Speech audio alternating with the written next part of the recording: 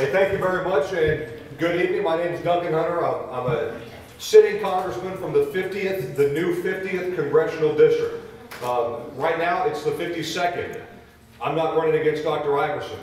He has the new district, that part of which I used to have. So let's make it simple. 50th District, which includes El Cajon, Santee, Lakeside, Alpine, all the way up to Temecula, inclusive of Temecula. It's quite a big north-south district now. I kind of have all of the East County, all the way from Temecula down to San Diego, and I like it like that. Once again, my name's Duncan Hunter. I'm a local here in San Diego. I went to San Diego State University, got into business, joined the Marine Corps after 9/11, did 3 tours, got back, ran for Congress in 2008. I got elected in 2008 and again in 2010. So I'm in my second term, and I'm coming up for re-election this November and primary in June. So I'll keep it fairly simple. I focus on, especially right now, 2 main things. Number 1, the economy, especially manufacturing. Especially, Dr. Iverson talked about extending the Bush tax cuts.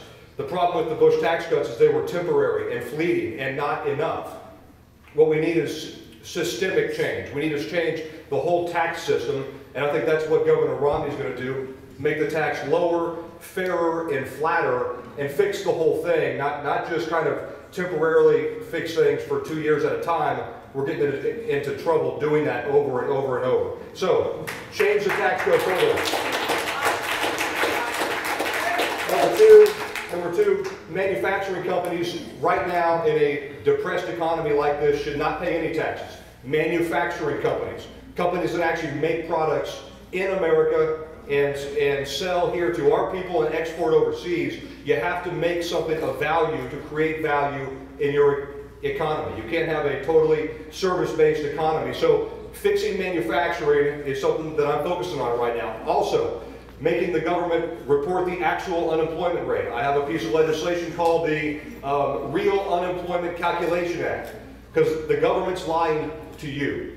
The unemployment rate is much higher than they say it is, and we use that 8.2, right now it's 8.2%. We use that for all of our policy decisions, and business leaders and policy leaders use that for their decision making as well. And the news media parrots everything that the government puts out, so that 8.2% is not the real percentage, it's closer to 10.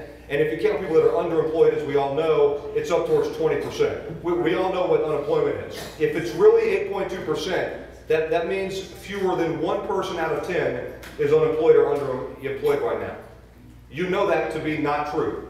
You know that it's higher than 1 out of 10 people. Yes. 8.2% unemployment is less than less than 1 person out of 10. Because it's 8% out of 100. It's not true. So we're trying to fix that. A lot of what I do focuses on transparency.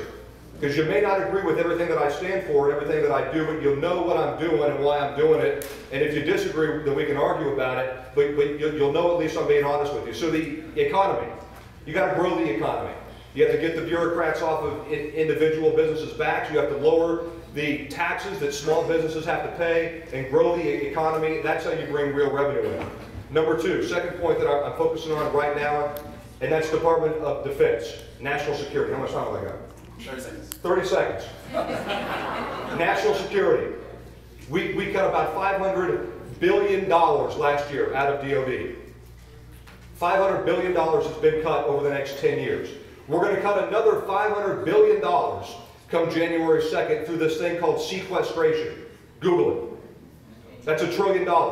We're going to have, next year, if this goes through, the smallest Navy since World War I. The smallest Army since World War I. And the smallest Air Force since we invented the Air Force. Literally.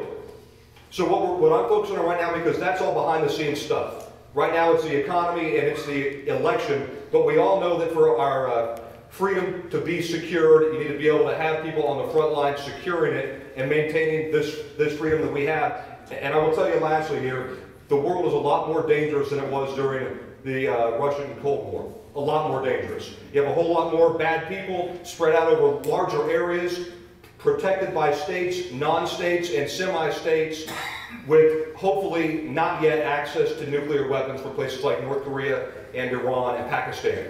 It's more complicated, it's more expensive, and that's the, national security is expensive. And I'm going to tie one last thing in: economy, national security, and border security. And thank you lastly for doing what you're doing.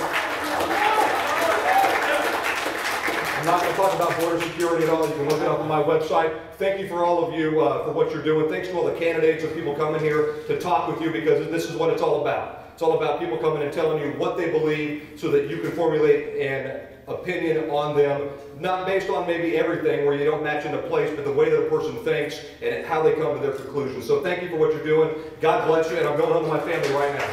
So thank you, Grace.